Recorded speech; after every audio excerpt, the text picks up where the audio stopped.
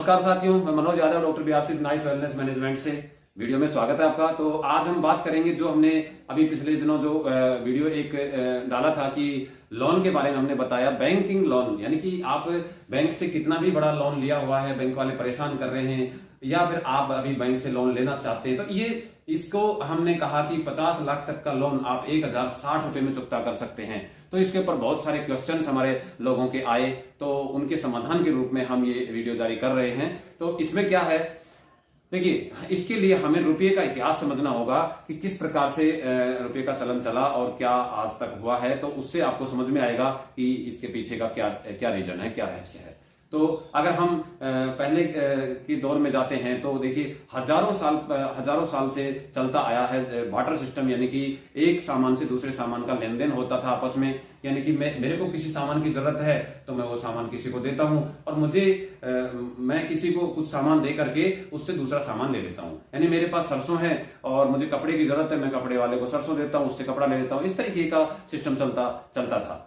उसके बाद में चलन में आया सिक्कों का दौर आया, यानी कि चांदी के सिक्के और गोल्ड के सिक्के, यानी कि 1 तोला चांदी और 1 तोला गोल्ड का सिक्का, यानी कि ये 2 सिक्के चलन में आए। तो इसका स्टैंडर्ड ये मानक था कि 10 जो सिक्के थे, 10 जो चांदी के सिक्के थे, उसमें 1 मोहर यानी कि 1 तोला गोल्ड ये रखा गया और ये काफी समय तक चलता रहा। यानी कि व्यवहार में जो हम काम करते रहे लोग, तो वो इस रूप में करते रहे और ये आपस के वर्बली उसमें चलता था, लेन देन के हिसाब से। पहली बार 15वीं शताब्दी में शेरशाह सूरी ने इसको रजिस्टर्ड किया, लिखित में स्टैंडर्ड मानक रूप में इसको दर्ज करवाया। 1835 में अंग्रेजों ने बैंकिंग सिस्टम लागू किया। तो उस समय वही जो शेरशाह सूरी ने जो रजिस्टर्ड किया था मानक, वही मानक को एज इट इज उन्होंने ले लिया, क्योंकि हमारे देश में ये था कि वो स्टैंडर्ड को बहुत महत्व देते थे।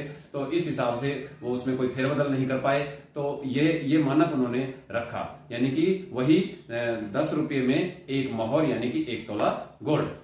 अब उसके बाद में 1882 यानी 1882 के अंदर पेपर करेंसी एक्ट लागू होता है।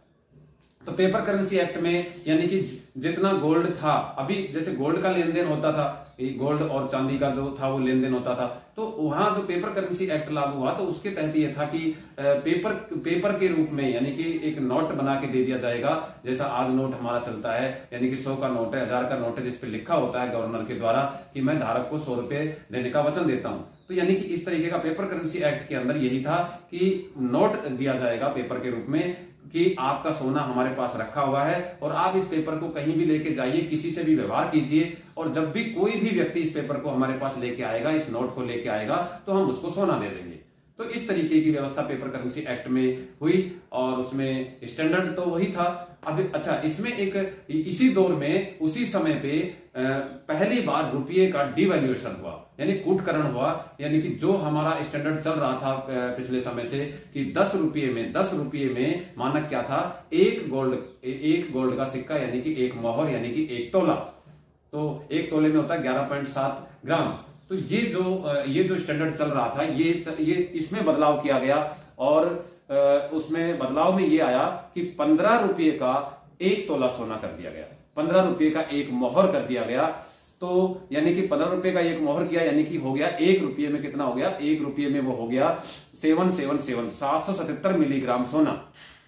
और ये जो बदलाव किया, यानी कि आप देखिए कि एक मिनट में ये बदलाव करके ही उन्होंने लगभग तीसरे हिस्से के सोने पर अपना कंट्रोल कर लिया, अपना अधिकार कर लिया। हमसे छीन लिया गया ये सोना, क्योंकि जो 10 रुपये में जो सोना मिलता था हमें, अब वो 15 रुपये में मिलने लगा। तो इसको देख करके कोलकाता में, उस समय कोलकाता राजधानी हुआ करती थी, तो कोलकाता के अंदर लोगों का बहुत बड़ा वहां पर विरोध प्रदर्शन हुआ और बहुत जबरदस्त तरीके से वहां पर उनको दबाया गया। फिर वो जो लोगों का विरोध हुआ उसको गवर्नमेंट के द्वारा, जो ब्रिटिश गवर्नमेंट थी उनके द्वारा दबाया गया। और अखबारों में और मीडिया में, उस समय देखिए सोशल मीडिया का तो इतना था नहीं, लेकिन जो भी उनका मीडिया था उसमें इन चीजों को, खबर को प्रकाशित नहीं होने दिया। तो पूरे देश में ये चीजें फैल नहीं पाई, ये जो आंदोलन था ये फैल नहीं पाया और वो वहीं पर दबा दिया गया। और वहां से लेके और अब तक ये ही एक स्टैंडर्ड माना जा रहा है। और ये स्टैंडर्ड है 1 रुपये में 777 मिलीग्राम सोना। तो ये स्टैंडर्ड उस समय से चलता आ रहा है। और उसके बाद में कोई इस तरीके का बदलाव नहीं हुआ है। तो ये हमारे कानून के हिसाब से है। उसके बाद में आता है 1934 में आरबीआई एक्ट लागू होता है 1934 में।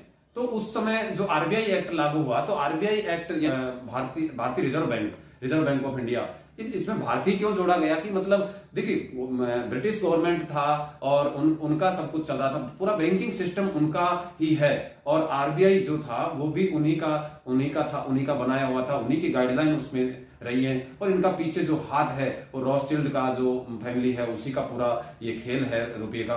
तो यहाँ जो है 1934 तक सब कुछ ये प्राइवेट था, नेशनलाइज भी नहीं थे बैंकिंग। नेशनलाइज हुए बाद में इंदिरा गांधी ने इसको नेशनलाइज किया है बैंकिंग सिस्टम को, राइट। तो ये जो 1934 के अंदर क्या कहानी हुई, 1934 में आरबीआई लागू हुआ और आरबीआई की एक्ट में 1934 की धारा 26 में ये नियम डाला गया कि आरबीआई उतना ही करेंसी छापेगा जितना उसके पास में गोल्ड है, यानी कि गोल्ड जितना है और उस मानक के हिसाब से जितना रुपया बनता है उतना ही छपाई होगी।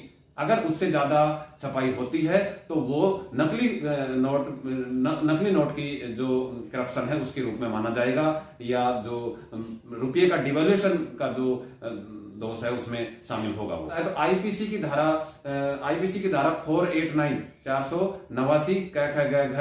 अंग के अकॉर्डिंग उसको उम्र कैद की सजा होगी। तो इस प्रकार का प्रावधान है जो नकली नोट का जो काम करेगा या रुपये का डिवैल्यूएशन करेगा। अब यहां तक खेल पूरा समझ में आ गया रुपये का, लेकिन अब हमें यह देखना है कि अब हम कैसे बता सकते हैं कि बैंक ने हमारे साथ फ्रॉड किया है, बैंकिंग सिस्टम ने इस रूल को तोड़ा है। तो ये कैसे पता चलेगा? तो ये पता चलेगा आज का आकलन करने से कि आज वो जो रजिस्टर्ड था, वो जो कानून में जो दर्ज किया गया था, वो बातें आज लागू हो रही हैं या नहीं हो रही हैं, आज उनके ऊपर खरे उतर रहे कि नहीं उतर रहे। तो देखिए जब इसका पूरा रिसर्च किया गया तो आज जो गोल्ड रखा हुआ है वो है 796 टन, यानी कि आप 796 टन सोना वहां पर रखा हुआ है, यानी कि आप नियर अबाउट मान लीजिए 800 टन सोना है। अब 800 टन की जो वैल्यू बनती है वो बनती है लगभग 5 लाख करोड़ रुपया, यानी कि 5 लाख करोड़ रुपया मार्केट में होना चाहिए करेंसी के रूप में उस सोने के अकॉर्डिंग। लेकिन करेंसी कितनी है? करेंसी है 34 लाख करोड़ रुपया। अब आप देखिए इससे यह पता चलता है कि बैंकिंग सिस्टम ने हमारे साथ फ्रॉड किया है। ये ऑन रिकॉर्ड में बोल रहा हूं, हमने पूरा इसके ऊपर यानी कि पूरे दस्तावेज हमारे पास में है, पूरे कोर्ट के यानी कि पूरे हमारे पास कानून के जो दस्तावेज है जो एक्ट में लिखे हुए हैं वो सब चीजों के हमारे पास डॉक्यूमेंट्स हैं, उनके आधार पर हम बात कर रहे हैं। 34 लाख करोड़ रुपए की करेंसी मार्केट में घूम रही है और जबकि होनी चाहिए 5 लाख करोड़ की करेंसी सोने के अकॉर्डिंग। तो अब कितना, यानी कि आप 5 लाख माइनस कर लीजिए तो लगभग ये बनता है 29 लाख करोड़। 29 लाख करोड़ का जो करेंसी है वो एक्स्ट्रा में छापी गई है जिसका कोई वजूद नहीं है, यानी उसके बदले का कोई सोना वहां पर रखा हुआ नहीं है। तो जो नियम ये बना था कि जो सोने का हमारा चल रहा था, असली जो हमारा रुपया था वो तो सोना था, राइट। तो हमारा जो मानक था वो तो सोना था, लेकिन आरबीआई जब एक्ट लागू हुआ, पेपर करेंसी एक्ट जब लागू हुआ, तो उसमें पेपर करेंसी एक्ट के समय में आपको ध्यान है, मैंने बताया आपको 1882 में, तो उस समय ये किया गया कि जो सोना है इसको लेन देन करने की बजाय, तो सुरक्षा की दृष्टि से कहें या कैसे भी, तो इसको लेन देन करने की बजाय पेपर की करेंसी को लेन देन किया जाए और कोई भी व्यक्ति कि जिसके पास भी ये पेपर करेंसी होगी और वो हमारे पास लेके आएगा तो हम उसको इसके बदले का सोना दे देंगे। अब आप ये देखिए कि 34 लाख करोड़ का जो अभी करेंसी है जिसमें से वैल्यूएबल जो है वो तो 5 लाख करोड़ की करेंसी है, तो जो बाकी का जो बच गया 29 लाख करोड़, ये रुपये का सोना वहां पर नहीं है। इट मीन्स ये फेक है, ये बिल्कुल फेक उन्होंने काम किया है और उस कानून के जो मुताबिक यानी कि जो संविधान के अकॉर्डिंग ये सजा के पात्र हैं। अब बात करते हैं कि हमारा खेल क्या है इसमें। तो हमारा खेल यहां से स्टार्ट होता है कि मान लीजिए मैं 1 लाख रुपए का लोन लेता हूं बैंक से। देखिए अब खेल को समझिए कि जो हमने बताया ना कि अगर आप लोन लेते हो या लोन लिए हुए हो तो किस प्रकार हम बैंकों से कानूनी कार्यवाही में हम लड़ पा रहे हैं और बैंक वहां पर बिल्कुल चुप हो जाता है, यानी कि बैंक बिल्कुल बैकफुट पे है किसी भी प्रकार से। ये हम एग्जाम्पल कर चुके हैं, हमारे 250 से ज्यादा हमने आवेदन लगा लिए, 250 से ज्यादा हमने लोन पे गाड़ियां निकलवा चुके हैं, जो बैंकों ने ताले लगा दिए थे संपत्तियों पे वो ताले तोड़ चुके हैं, और 5 लाख से लेके और 6 करोड़ तक का लोन का हम वो कर चुके हैं, उसके आवेदन लगा चुके हैं, जो हमने बिल्कुल उसको मतलब इस रूप में हमने आवेदन दिया है कि भाई ये फेक करेंसी है, और बैंक वहां पर चुप है। 6 करोड़ तक के लोन पे हमने प्रैक्टिकल कर लिया है। तो आप देखिए, अगर उनके कुछ उनका सिस्टम अगर वो कहीं भी कानून की दृष्टि से सही होते तो इतना नहीं हो पाता, और वो सामने आके खड़े होते और इसके ऊपर कुछ बात करते, राइट। तो अभी हाँ, मैंने एक एग्जांपल देना है कि जैसे 1 लाख रुपए का आपने लोन लेना है, यानी कि मैं अपना लेके चलता हूं, मुझे लोन लेना है 1 लाख रुपए का। अभी बैंक क्या करेगा, बैंक ने मुझे 1 लाख रुपया दिया, तो मैं एक भारत का एक जिम्मेदार नागरिक होने के नाते और कानून के हिसाब से चलने वाला व्यक्ति होने के नाते मैं यही मान के चल रहा हूं कि जो बैंकिंग सिस्टम भारत में चल रहा है वो बिल्कुल लीगल सिस्टम है और कानून के अकॉर्डिंग चल रहा है। मैं उसमें कोई दोष नहीं मानता, और इस मान्यता के आधार पर मैं उससे 1 लाख रुपए का लोन लेता हूं, राइट। तो मैं क्या मान के चलता हूं, मैं ये मान के चलता हूं कि जो ये 1 लाख रुपया है, अब ये चाहे मेरे पास में किसी का उधार लिया हुआ है, लोन का है, चाहे मेरा अपना है, कुछ भी है, लेकिन एक्ट के अकॉर्डिंग यानी कि जो कानून के अकॉर्डिंग जो है, जो लिखा हुआ है पेपर करेंसी एक्ट के अनुसार और 1934 की धारा 26 के अनुसार, तो ये है कि आरबीआई के अंदर इतना सोना होना चाहिए इसके मानक स्टैंडर्ड का। यानी कि अगर मैं ये जिसको भी ये पैसा जो ये 1 लाख रुपया है, मैं किसी के भी माध्यम से जिसको भी दे के वहां भेजूंगा तो वो इसके बदले में वहां से सोना ला सकता है। तो होना क्या चाहिए नियमानुसार कि इस 1 लाख रुपए का लगभग बनता है 77 किलो सोना, 77.7 किलोग्राम सोना 1 लाख रुपए का। तो ये इतना सोना मुझे वहां से मिल जाना चाहिए, ये नियमानुसार होना चाहिए कानून दृष्टि से। तो जब मेरे को 1 लाख रुपया मिलता है तो मैं उसको जब मार्केट में वैल्यू के हिसाब से तोलता हूं तो मुझे कुछ संदेह होता है, क्योंकि मार्केट में जब मैंने देखा कि मुझे 1 लाख रुपए में यहां सोने की वैल्यू मुझे इतनी नहीं मिल रही है, इट मीन्स मेरे साथ में मुझे ऐसा लगता है कि ये धोखा हुआ है। अब मैं इस धोखाधड़ी का मैं जांच करता हूं बैंक से कि आपने जो मेरे को लोन दिया है, तो मुझे ऐसा संदेह हो रहा है कि इसमें धोखा हुआ है, क्योंकि मेरे पास में इसके पूरे कागजात हैं कि किस प्रकार से इसका स्टैंडर्ड है, क्या मानक है। 777 मिलीग्राम 1 रुपये की वैल्यू होनी चाहिए, उसके अकॉर्डिंग 77.7 किलोग्राम सोना इसकी वैल्यू होनी चाहिए 1 लाख रुपए की, जो कि मुझे यहां समझ में नहीं आ रहा है। तो मैं चाहता हूं कि मेरे को प्रमाणिकता मिले इसकी, तो मैं एक 2,000 रुपए आपके पास में लगा रहा हूं आरबीआई के पास में, और मुझे उसके बदले का 1.5 किलो लगभग सोना आएगा, वो मुझे दिया जाए, तो उससे मैं ये समझ पाऊंगा कि आपने जो करेंसी मुझे दी है वो बिल्कुल सही है। तो इस बात का बैंकिंग सिस्टम के पास में कोई जवाब नहीं है, वो किसी भी रूप में वो मुझे ना तो 1.5 किलो सोना दे सकते हैं। अब देखिए उनके पास में क्या जवाब है। हमारे पास जब इस तरीके के केस हमने लगाने लगे तो बैंक जब बात करने आया तो उन्होंने ये कहा कि चलो ठीक है, आप ये कहते हो कि ये फेक करेंसी है, तो आप फेक करेंसी है तो हमने जो फेक करेंसी आपको दी वही फेक करेंसी हमें वापस लौटा दीजिए। तो हमारा जवाब बैंक को यह था कि यही बात आप लिख के दे दीजिए। यहां पर बैंक बैकफुट पे जाता है, यानी कि लिख के देने में वो हर तरीके से अनेबल है, मतलब लिख नहीं पा रहा है वो। क्यों?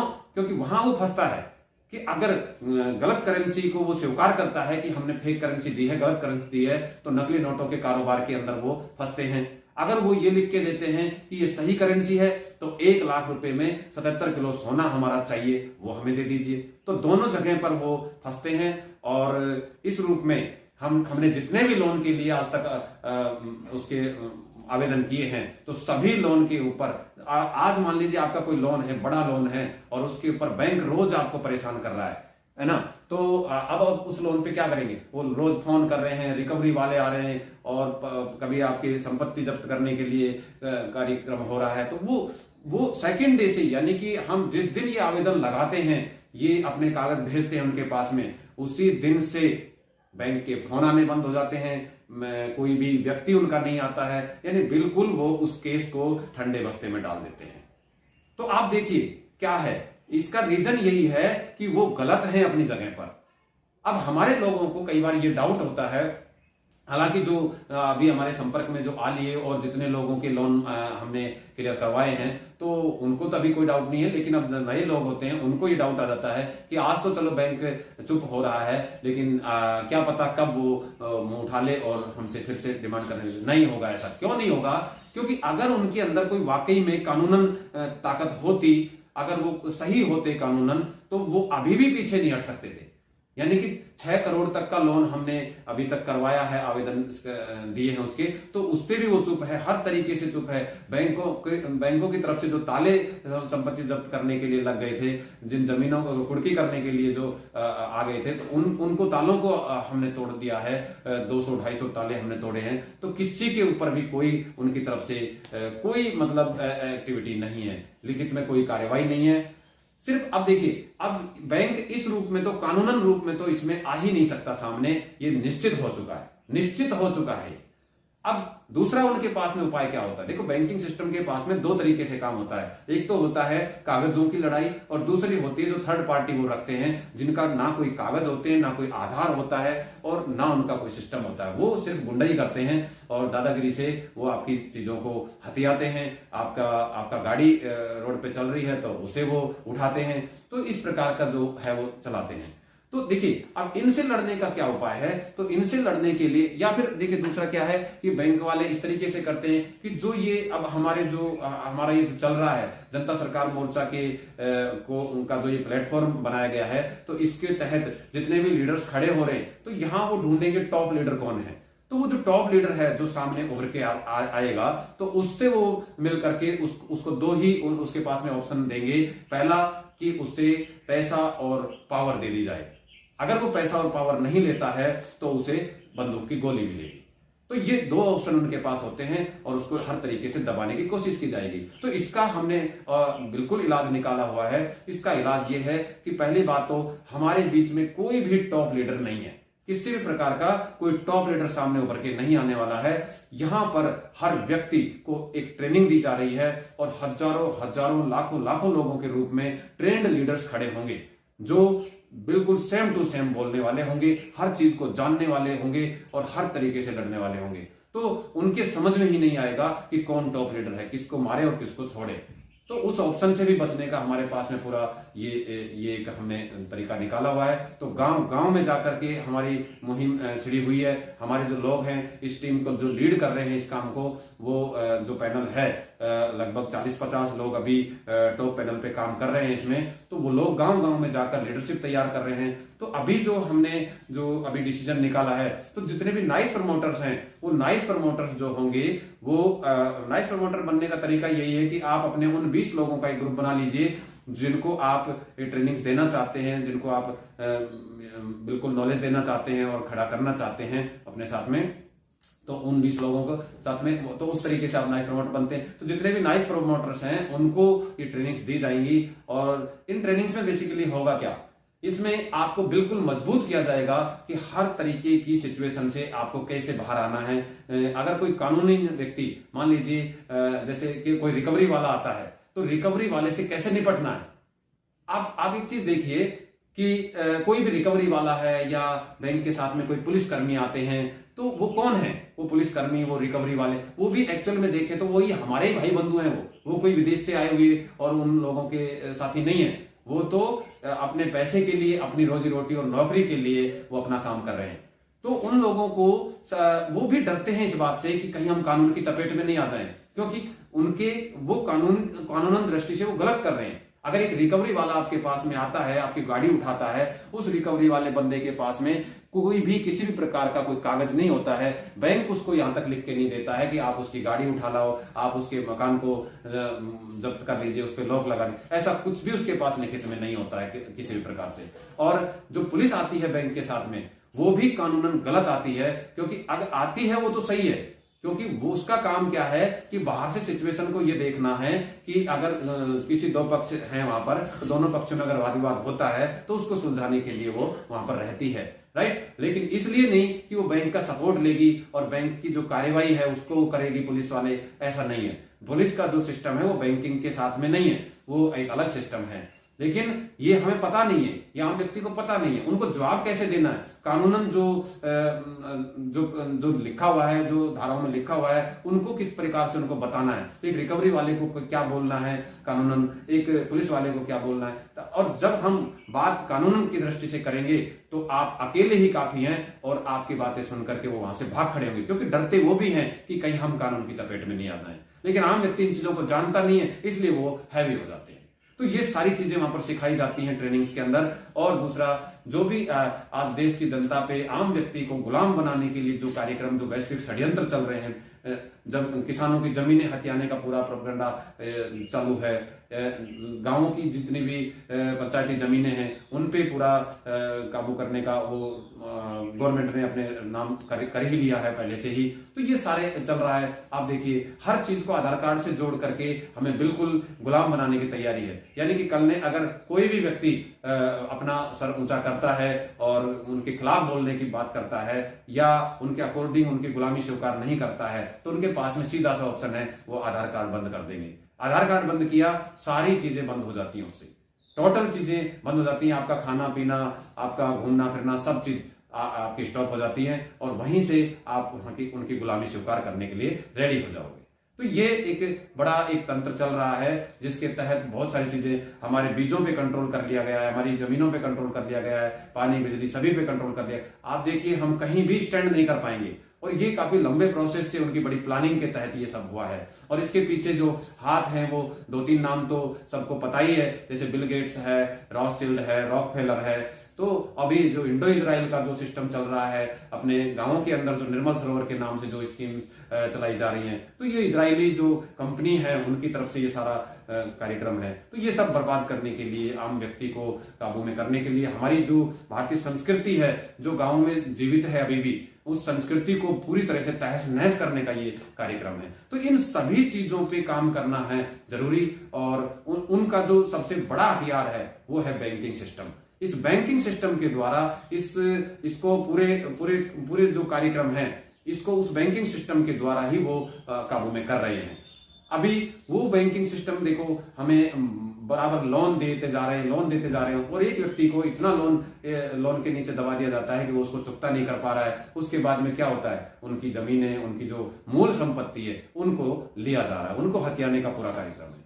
अब इसको हम इस तरीके से समझ सकते हैं कि आप देखिए, पूरा अगर लोन की बात करें तो आज के दिन 156 लाख करोड़ का लोन लोगों के ऊपर है। 156 लाख करोड़ का लोन, जबकि करेंसी कितनी है, 34 लाख करोड़। अब आप देखिए कि 34 लाख करोड़ जब करेंसी है, तो अगर सभी लोग इकट्ठा पैसा करके, सारा जितना भी करेंसी है टोटल इकट्ठा करके भी अगर उनको दे देंगे तो भी 34 लाख करोड़ ही दिया जाएगा। लेकिन लोन कितना है, 156 लाख करोड़, यानी कि 122 लाख करोड़ का जो करेंसी है वो हम दे ही नहीं पाएंगे।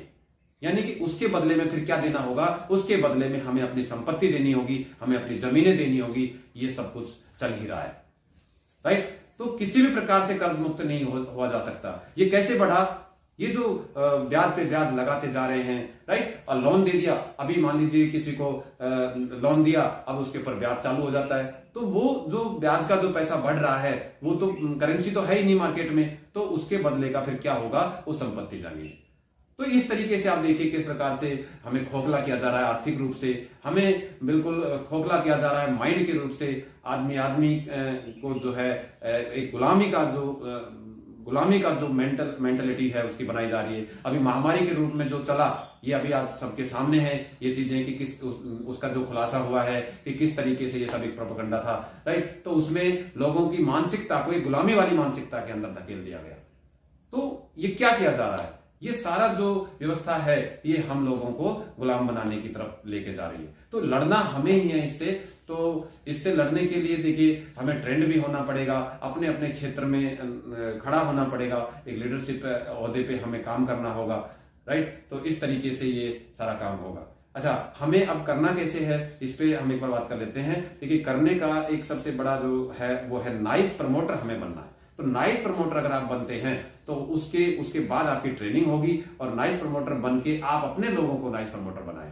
अपने लोगों को नाइस प्रमोटर बनाएंगे तो फिर आपके माध्यम से उनको भी ट्रेनिंग दी जाएंगी। और ये 3 दिन की हमारी ट्रेनिंग्स होती हैं। 3 दिन के बाद में जो सेकंड लेवल की ट्रेनिंग होगी वो 7 दिन की होगी, ऑनलाइन भी रहेंगी, ऑफलाइन भी रहेंगी, राइट। तो अभी जैसे हमारा सहारनपुर में, यूपी सहारनपुर में 29, 30, 31 तारीख, ये जो अभी रिसेंटली आ रही है, ये 29, 30, 31 तारीख को सहारनपुर में ट्रेनिंग होगी। तो इस ट्रेनिंग में जितने भी अपने नाइस प्रमोटर हैं वो वहां पर वहां पहुंचने के लिए अभी आवेदन कर सकते हैं। तो जो हमारा हेल्पलाइन नंबर है 9672702080, इस नंबर पे अपना आवेदन डालें कि वहां आपको जगह चाहिए, तो इस हिसाब से आप वहां पर पहुंच सकते हैं। तो वहां से पूरी ट्रेनिंग लेकर के आप अपने आप को तैयार करें और आगे इस मिशन को हमें आगे बढ़ाना है।